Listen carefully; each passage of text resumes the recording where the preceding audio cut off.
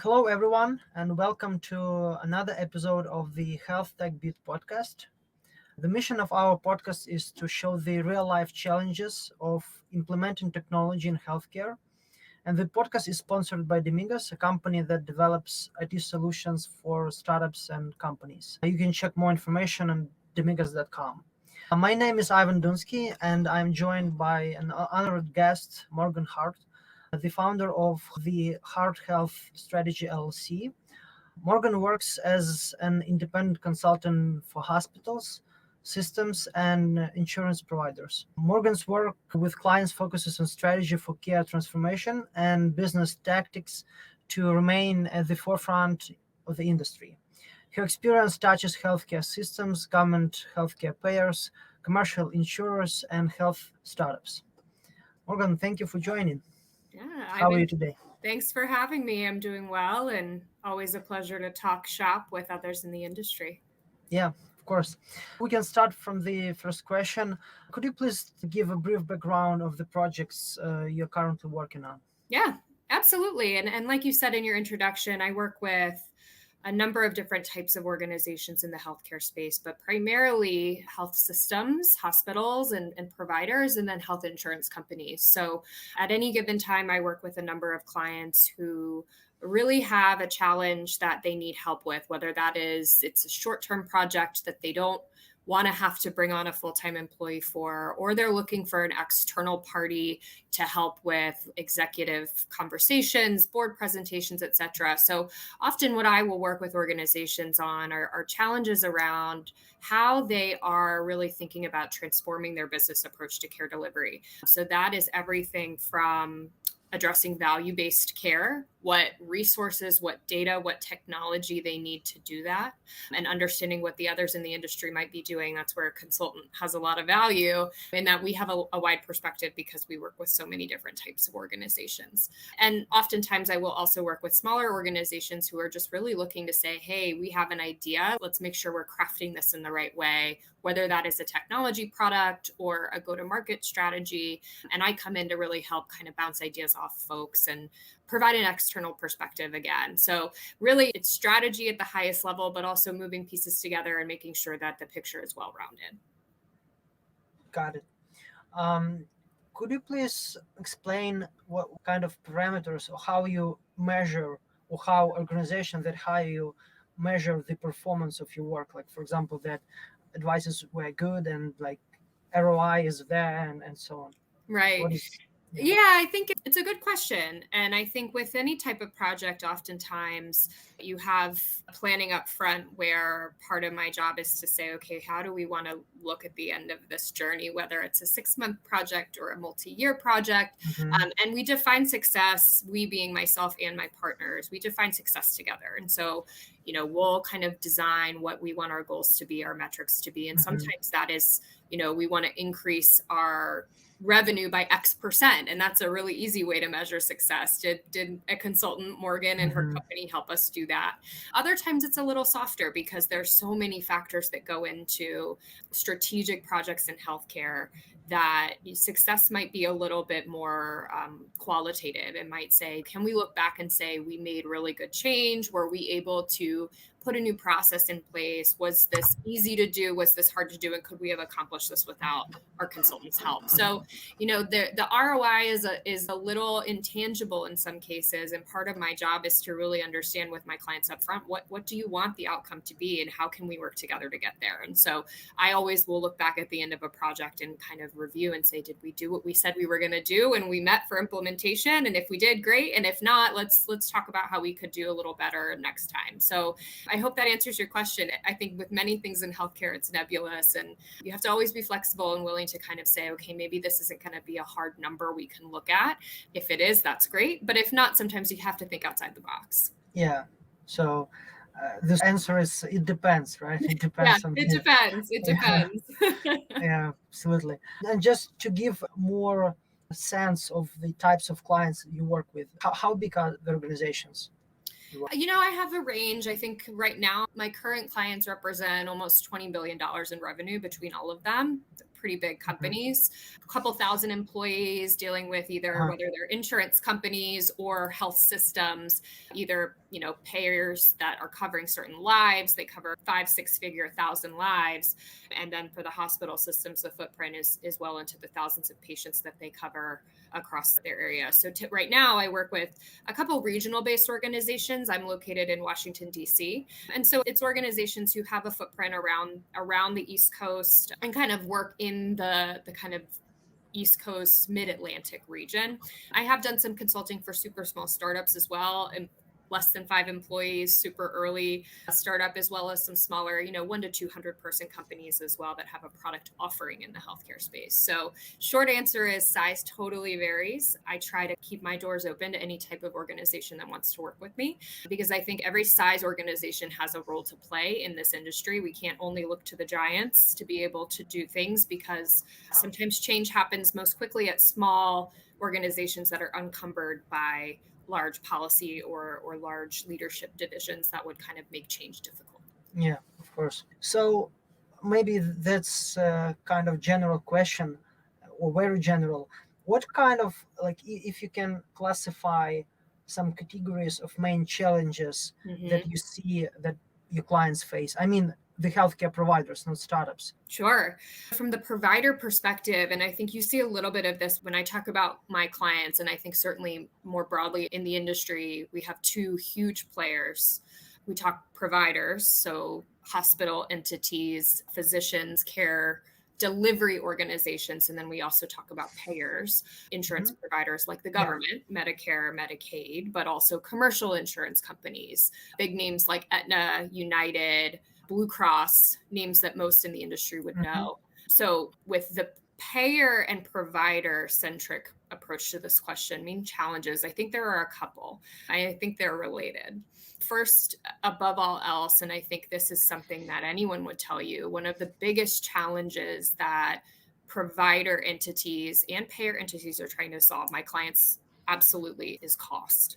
This is something not new in the past year or two to the industry. Costs are continuing to grow, especially as we see more and more patients having high deductible health plans, more risk being put on the patient themselves to pay out of pocket for care.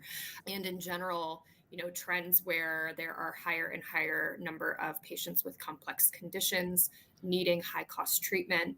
And then certainly as you think about trends just in general with the population, we have thousands of people every day from the baby boomer generation aging into Medicare, shifting from likely a commercial plan coverage to a government plan that many American taxpayers pay into, that we hope will be there for us one day when we reach Medicare age. But the numbers are astounding of how many folks are starting to draw from that program. So big challenge is cost. How do we rein in the spending in the industry for costs? And that, I think, has some trickle down challenges that others are trying to address. The rise of value-based care, thinking about new ways to address those cost increases. Are we thinking differently about reimbursement strategies and trying to save money while increasing value?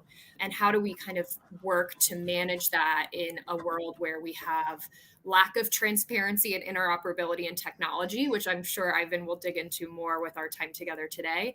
And certainly with the COVID pandemic, staff shortages, that's a huge thing in the American healthcare industry right now. Nursing and physician shortages, labor shortages, folks who are burnt out after the past 24 months of caring for patients in the pandemic and leaving the industry. And that is less bodies that are in our hospitals taking care of patients. And it really does put a strain on the industry as well. So there are a myriad of challenges that really kind of come together from that kind of high cost driver, more and more people using healthcare systems in a world where we have to have the people to provide care for them, the systems to support that care, and really the technology to make good data-driven decisions around the care people need.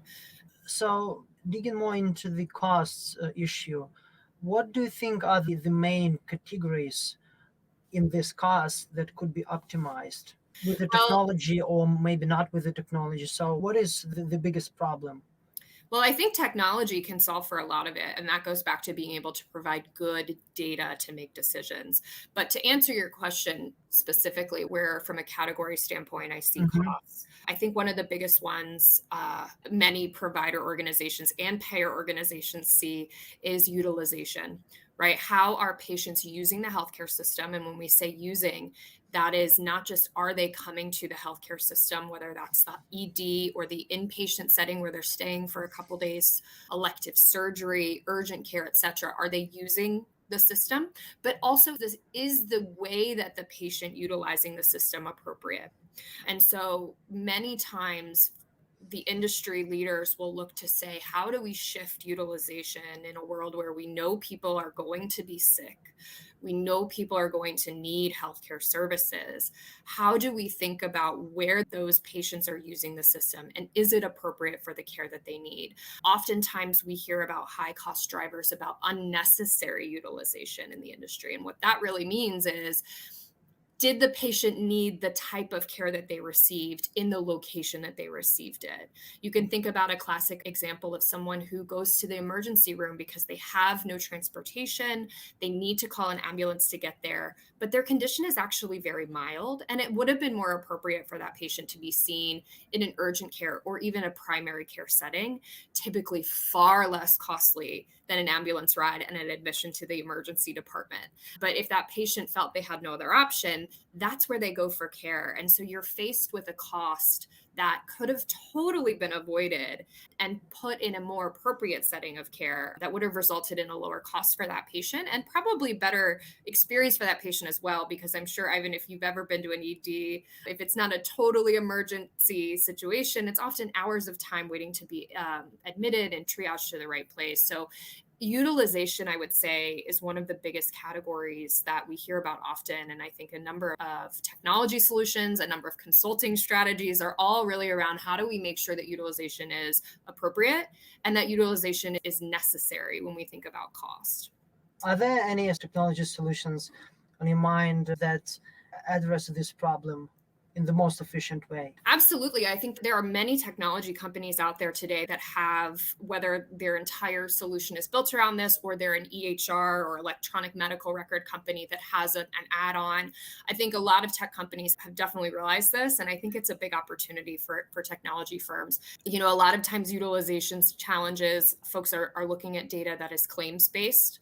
You get Mhm. utilization reports or claims reports that are often after that patient has seen the physician in that setting of care. Hard to really redirect them in a place where the care's already happened. So many technology solutions I've seen in my experience are thinking about predictive analytics to help Mhm. with targeting patients who may have a condition that may cause them to present in the ED that they might not need to, and couples that with historical claims and historical utilization data to see if they have utilized that setting of care that's unnecessary. And it flags those patients for at the point of care providers to see if they're coming in, can we triage them? So, technology wise, I know that is certainly there as well. The CMS Innovation Center, that's a branch of CMS that was created about 12 years ago after the Affordable Care Act, is also testing a model called the ET3 model, which is putting triage lines in certain places where patients are calling in to get an ambulance to the ED. And the systems allow for those who are answering the phone to really assess if that patient should be redirected to an urgent care instead of an ED. So, certain technologies to kind of look into how patients are accessing care and can we triage them to the appropriate setting of care and get them treated right. So, definitely Mhm. something I know is also, you know, there's no perfect solution out there yet, but there are many technology companies that are looking into this and using some combination of natural language processing, predictive analytics, claims and utilization data, and kind of creating some system, whether that puts an alert or a flag for the end user to kind of say, could we put this patient in the right place? I think that that's not a piece of functionality that will go away anytime soon, and certainly think it's a good investment area for technology companies who might be looking into that.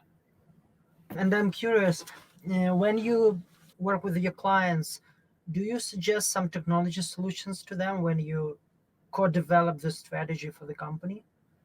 Yeah, I am very unbiased in the types of solutions I Mhm. recommend, but oftentimes if there is an opportunity, I might say to a client, have you thought about a care management solution that's integrated to the Mhm. EHR? And more generally, we'll recommend workflow tools or technologies that might help an organization think about how they are able to improve efficiency or reduce time to kind of do that work or reduce manual labor from the data analyst teams who are already looking at this claims data or looking at this utilization data and looking for a better way to kind of mine through it. So, while my experience is typically in working with health systems and insurance companies on process and operations, as I'm aware of technologies or as I'm aware of solutions that might make sense, I certainly will kind of ask the question of what's the point solution we've thought of? Do we have something in place? Are we happy with it? And does it do what Mhm. we really want it to do?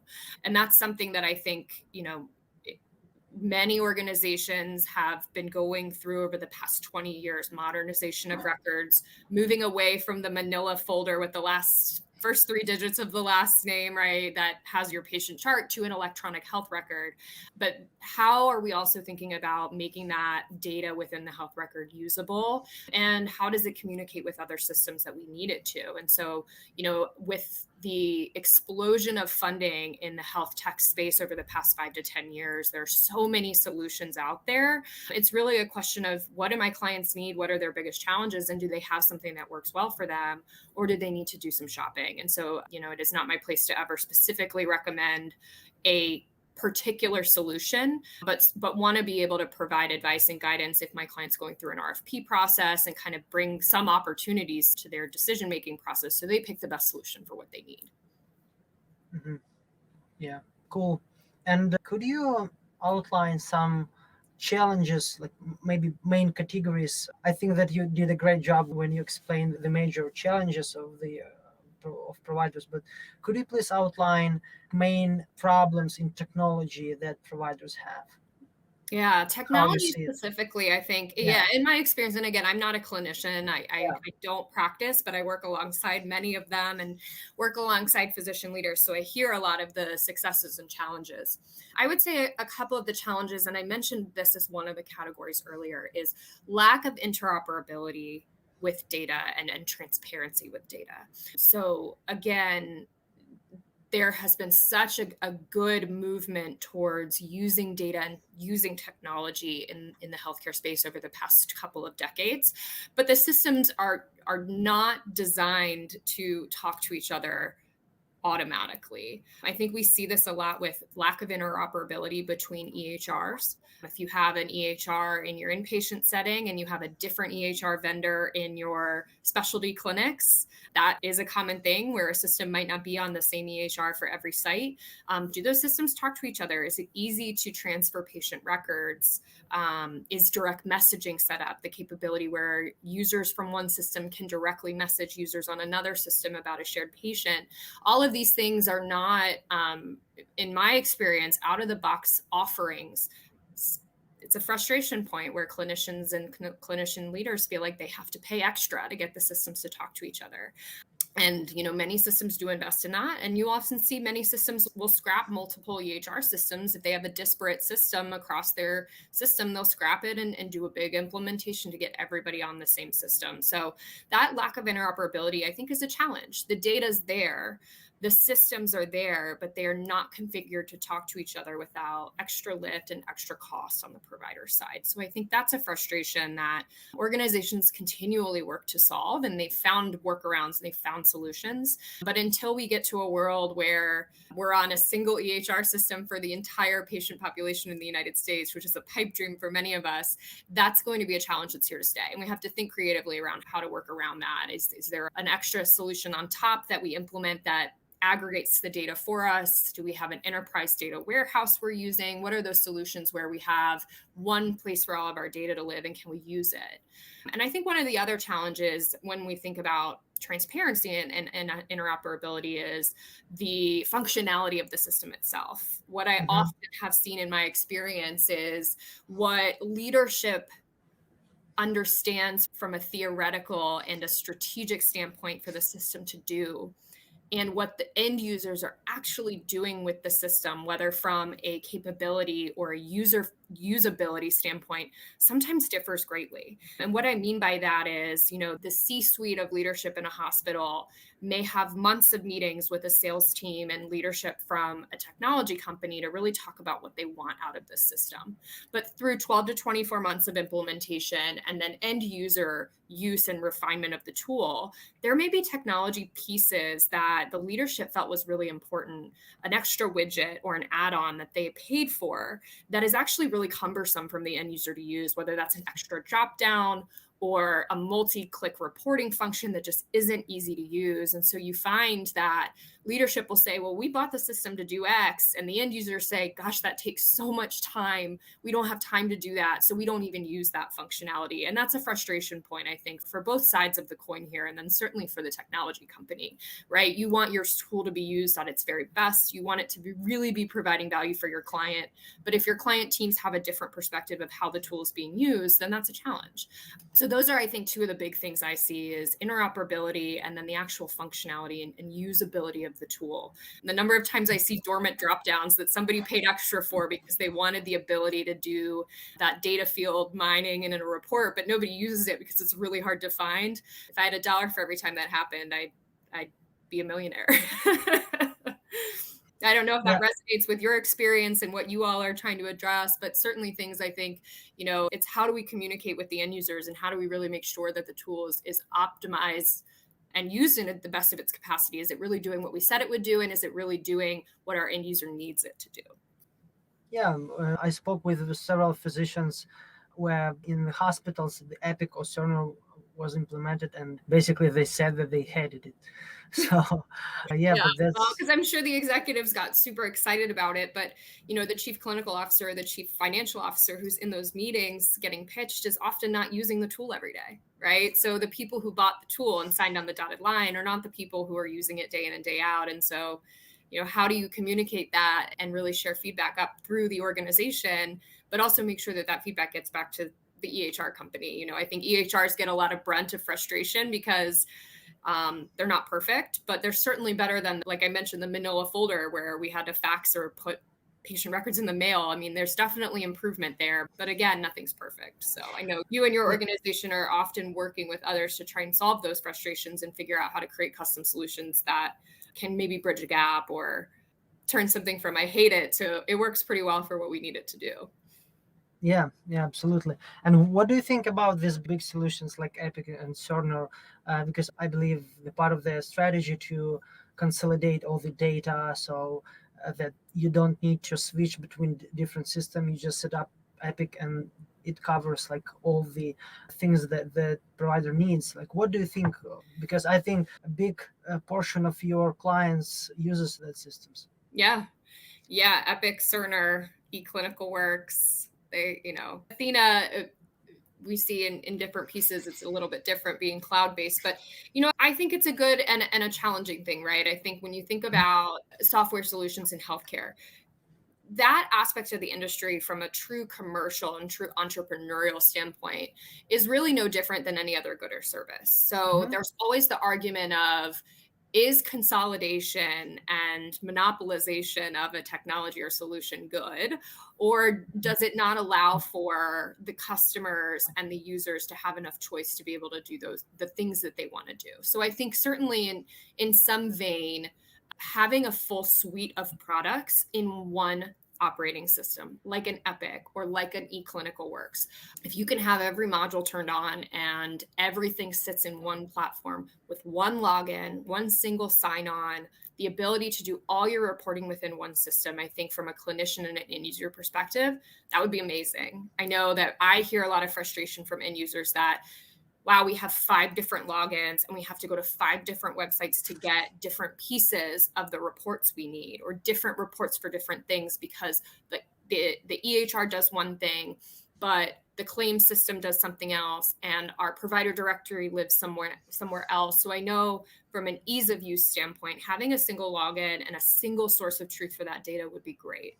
But I also think that there's always the capitalist argument of, does lack of diversity in offerings allow for growth and innovation if we only have 2 or 3 offerings versus hundreds that we can choose from? And what does that do for competition? And how does that help hold us all accountable to be better? So, in my position, I am not a buyer of these products. I think there's definitely value in having them all in one place. But I also think that, we live in an industry in the United States where competition is a good thing. And the continual innovation in our technology products is only helping keep at least the very lowest performers better, right? The statement of a rising tide raises all ships. Well, if we're only as good as our worst product when there's only 2 or 3 choices, where does that leave us when it comes to frustration and it comes to opportunities? If you don't have anywhere else to go, you're kind of stuck with what you're given.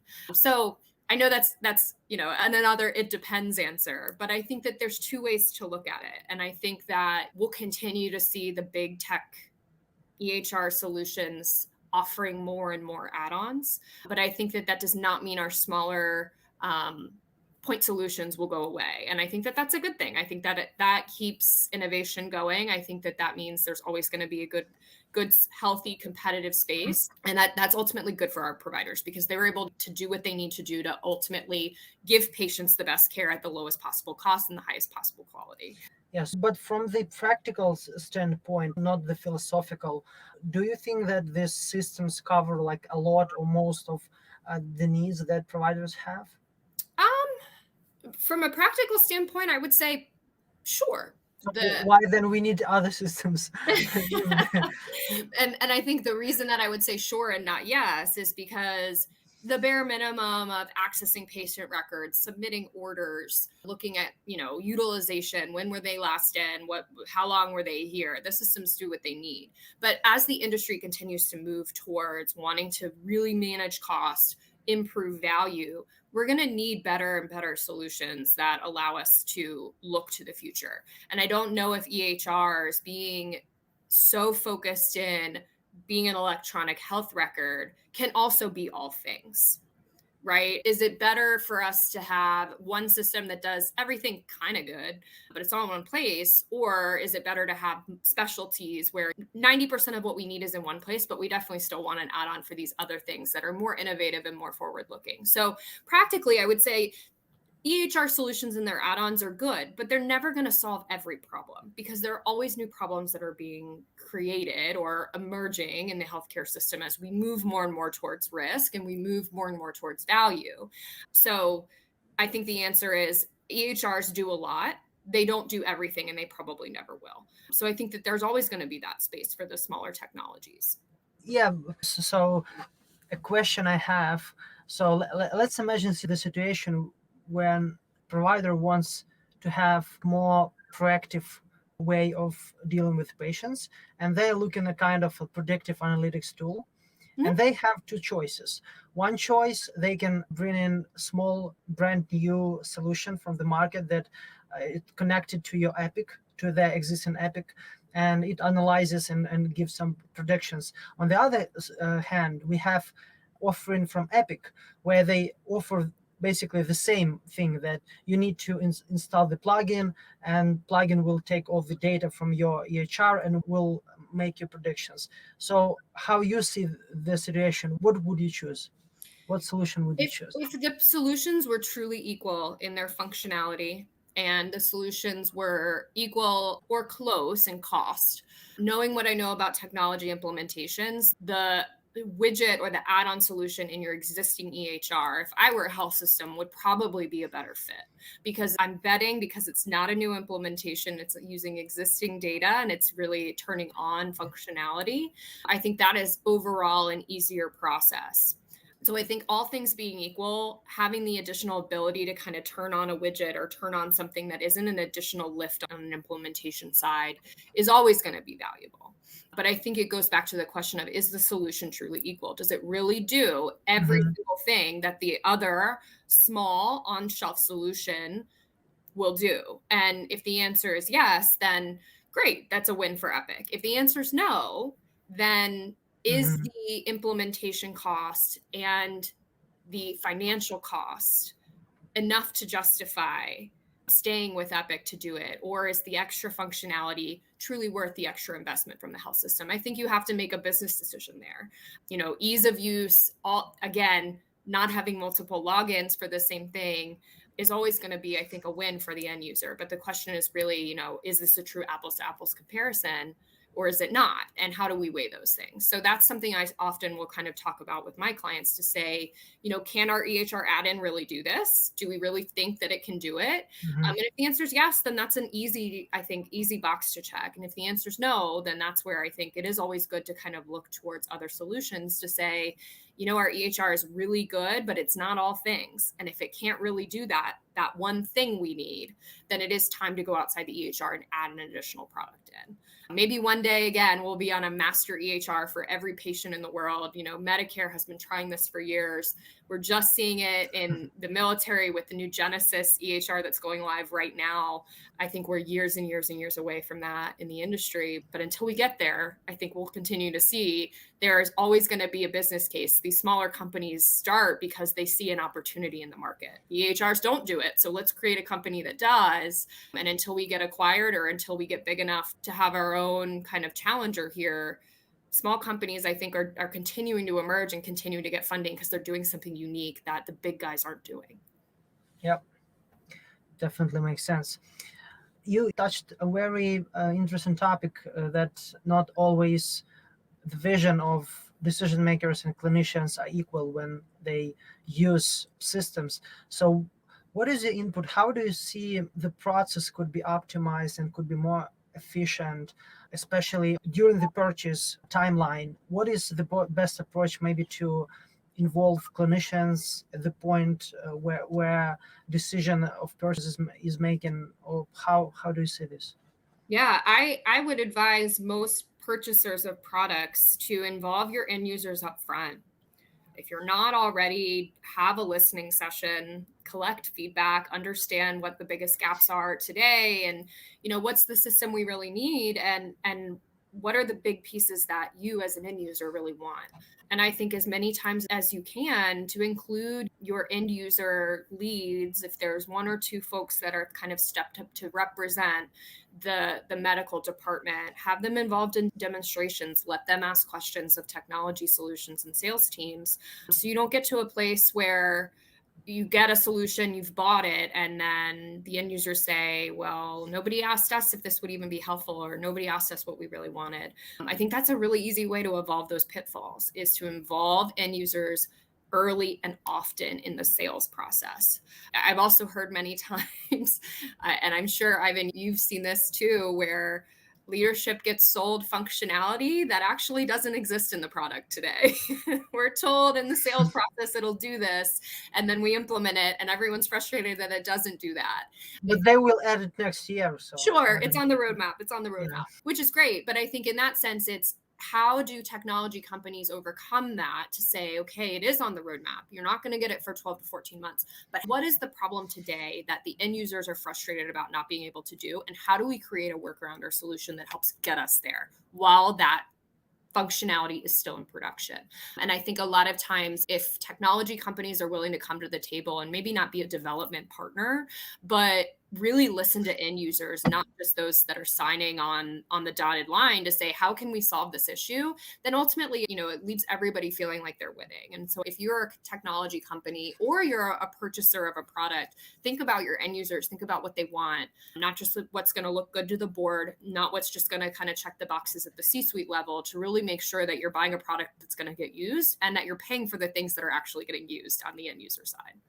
And next question on this topic, could you give some tips on created or implemented technology that clinicians would accept? Like what main things to consider? Yeah, I think, again, like I mentioned earlier, reducing the number of places a clinician has to go, whether that's multiple logins or multiple clicks. I think streamlining where information input goes is always a win. I think. What do you mean by always a win? I mean, if you're asking a clinician who is charged with doing patient care and spending time with their patients, and they have to do 27 clicks in the tool to get from tab to tab to tab to input data while they're asking patients questions, I think that's a frustration. And you hear a lot of times clinicians will say, I didn't go to med school to click in a document. I want to do patient care. How can you, as a technology solution, create a very streamlined, very easy to use solution that minimizes where someone has to go to put information in? I know that's not always perfect or easy to do, but I think the easier it is to put information in a single place, the more it's going to get used by a clinician, because they are charged with getting this data in and helping make it usable and meaningful for those who are trying to analyze it, but also deliver really good patient care. And it's really frustrating as a patient too, I'm sure, to be sitting there trying to talk to your physician and they're sitting behind a computer and not really talking to you, because they know they have to get documentation done. They have to submit these things in the system, and it's really hard for them to use. So I think that's one thing, is just thinking about ease of use and usability, not to get wooed by, oh, we could do this, but it's going to be really cumbersome. I think that's where you start to see people not use things, because it doesn't make sense in workflow. And from a clinical documentation standpoint, they're going to only do the bare minimum. So I'd say that would be my biggest tip or advice, and what I've heard from working with clinicians on tools. And again, if you have an add-on, if there's a way to create a single sign-on system and do SSO and get that built in the tool, that's also a win. Again, I know from hearing it from my clients, nobody likes to have 5 or 6 places they have to enter different logins, and people forget the logins and then they don't use it because they forget their password. If you have one way to do that, and you can really do single sign-on for your solution with other systems, then that, I think, will also lead to more use and more satisfaction with the tools. Yeah, as a person on the technology side, I would say that the problem in this, that not always actually clinicians are involved in the development process when the product is developed. Yeah. And like people like engineers and developers, they create products, but they don't understand how exactly these things are happening in real world. So that's an issue that results in this challenge that you just explained. Yeah. Do you see that healthcare providers and organizations want to invest more and more in technology than in previous years? Absolutely. Absolutely. I think, as a perfect example, with the COVID pandemic, we have seen in the US healthcare industry an explosion of telehealth and remote patient monitoring, digital solutions to deliver care that were not used nearly at the volumes that they're used now. You can look up any data that really shows that the percentage of visits that were done via telehealth prior to 2020 in the pandemic was very low, less than 10%, whereas you saw a huge rise in that. And so I think more and more systems are realizing that, again, going to that challenge around cost, around, is this the right place of care? Is this the best way for our patients to access our system? Investing in a digital health platform is a short-term investment that will pay off in the long run, because there is an increase in access, decrease in cost typically, and overall satisfaction for patients to be able to join a Zoom for a call that they didn't need to go into the doctor's office to do, if it's a acute enough condition that can be managed over a video chat. And especially for our patients who have access challenges, who have mobility challenges, who may be in a position where they cannot get in a car and drive themselves to the urgent care or primary care setting, digital health solutions are a huge win. I think that's just one example. I think with that, again, there's billions of dollars, as I mentioned, that are being pumped into the VC and, investing space when it comes to digital health, because payer and provider organizations are seeing the value in investing in technology and having data, and having rich data that's usable and can be mined from really slick solutions or create really meaningful dashboards. That is a huge value add. And so I don't think that investment is going to go anywhere anytime soon. I think that that's a trend that'll continue, at least for the providers in the industry. And what kind of technology trends do you see in healthcare in next 3-5 years? I think telehealth will continue to be a top of mind one. I don't think that'll wane, especially as we continue to see the COVID variants kind of waxing and waning, and kind of fits and starts of, is it safe to travel? Is it not safe to travel? I think that's definitely a big one, telehealth solutions. I think wearables continue to be something that the industry is looking to invest in. I think more and more organizations are exploring partnerships with remote patient monitoring tools. So a little different than telehealth, where it's a video visit. Are there solutions that you can invest in that allow a small device to be sent home with a patient to do basic monitoring, like if you need to do a chest scope or ear or anything that's kind of a minor scan, is there a wearable or a RPM technology you can send home that is low cost to a provider, but allows you to kind of get data? Those sorts of things, I think in the next 3 to 5 years, we'll see a lot of. And I think specialty care, we'll see there's a couple of smaller companies and even larger companies where it's not just a primary care or access issue, but it's specific conditions like maternal health, mental health, and behavioral health solutions. Mm-hmm. There's a huge rise in those that will continue to raise investment and money from the VC space. I think, tools to help with obesity, musculoskeletal challenges, et cetera. You see a lot of smaller or growth companies emerging. And I think that trend will continue. You'll see investment in that space because across the industry, we realize that, there's complexity in people's care. And typically it's not just the flu or I don't feel well. It's a specific chronic condition that needs to be managed. And if we can do that and empower the patients with technology, that makes our jobs easier as clinicians. And we can kind of have a true care partnership with our patients because they have a tool to help them be successful. So that's kind of my outlook. And I think there's plenty more where that came from. But given I know we don't have 5 hours to talk through this today, Yeah, of course. we kind of keep it at the high level. Yeah, basically we are coming to the end of an interview, and I have probably the last question before our rapid fire round. What kind of advice that you give to your clients, your startup clients who are startups, to somebody who are building a new telehealth or health tech solution? What kind of advice can you give to these people? Yeah, I would say, and you mentioned this just a bit ago, Ivan, is give your clinicians a seat at the table in development. I think it is no good to be really excited about a tool that gets good funding but is never going to get sold or used because it doesn't make sense. I think having a great idea and having good technology experts and good professionals who can develop a tool is great, but having a subject matter expert or a kind of advisor that is a clinician, again, I'm not a clinician, so I'm more on the ops and strategy side, but having a clinician who has practice and has used these tools is a great investment. You don't have to have them on your payroll full time. You can pay them for just a little bit of advising. That is a very sound investment that I would encourage small companies who want a tool to be user friendly for a clinician to use. I know it seems a little intuitive and should maybe go without being said, but you'd be surprised, again, like you said, the number of tools that go through development without really having that user testing and that user acceptance from a clinician's perspective. And I think always kind of having a pulse on the industry, having conversations, making sure that you have someone who is out there networking, listening, talking is always a good idea, to just make sure that as the tide changes, and it does rapidly in healthcare, that your organization is well positioned to make those changes. So I think those are two small investments that a small company can make that would pay off big time. Yeah, thank you. So yeah, I think we covered a lot during this interview, and I'd like to end this one as always, as we always do.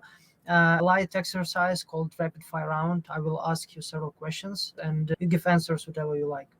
Great. Do you have a hobby? I do. I'm a competitive horseback rider. I do show jumping. Oh. Yep, it's a big one. It's more of a habit than a hobby, but I love it.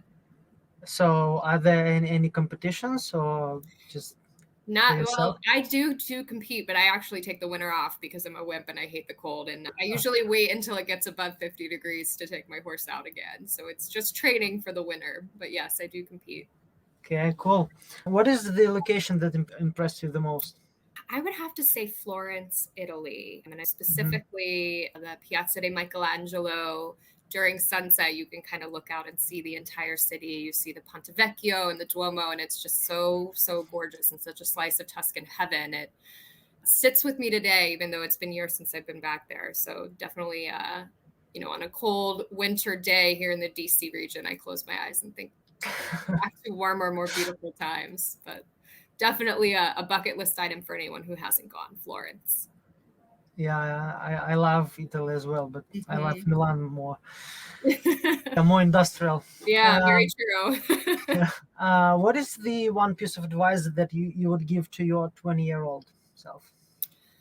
Oh, I would say don't be afraid to fail at something new. I think as I'm a small business owner myself now, and I love the work I do, have my own company. And I think, at 20 years old, I probably would have never imagined that. And I think for anyone who's starting their career, you want to be successful and you want to kind of build a good professional career. And I think sometimes perfect is the enemy of good, and we get scared of stepping outside of our comfort zone because we're doing well where we are. But I think that advice was given to me by a mentor. Don't be afraid to fail and fail forward at that.